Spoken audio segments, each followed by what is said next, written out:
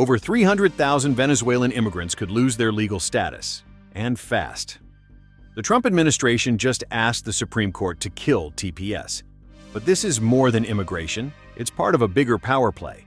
A Supreme Court appeal that could reshape immigration policy and affect hundreds of thousands of lives. And it's not alone. This is one of 11 emergency Trump-era cases now heading to the nation's highest court.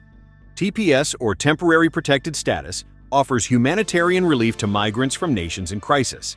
Venezuelans received TPS due to political instability and economic collapse.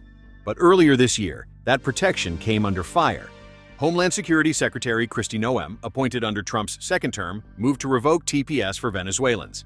Critics say it wasn't just a policy decision, but a political one. Immigrant advocates say the move was illegal, citing the Administrative Procedure Act, which requires federal agencies to follow transparent, lawful procedures when making changes. The lawsuit also claims Noem's decision was driven by racial and political bias, not national security. In March, Edward Chen, a federal judge in California, ruled in favor of the plaintiffs, extending TPS past its scheduled April 7th expiration. The judge cited concerns that ending the program would disrupt families, inflict serious economic damage, and potentially violate due process rights. Then, in April, the Ninth U.S. Circuit Court of Appeals refused to reverse that ruling. So now the Trump administration has taken it to the Supreme Court.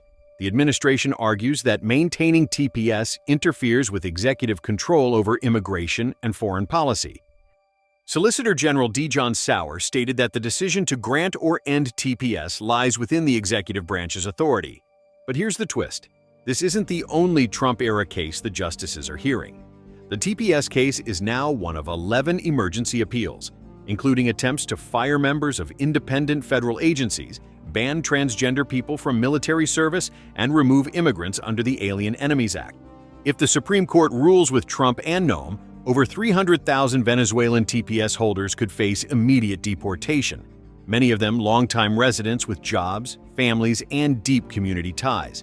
This case won't just decide the fate of Venezuelans, it could redefine who controls U.S. immigration, the courts, or the president.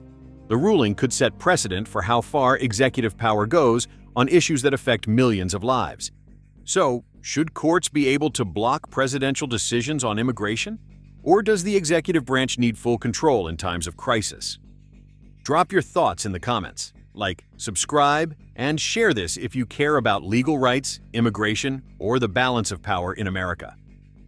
If you want to support the channel and get something useful in return, then check out the affiliate links in the description. Every click helps us keep bringing you stories that matter.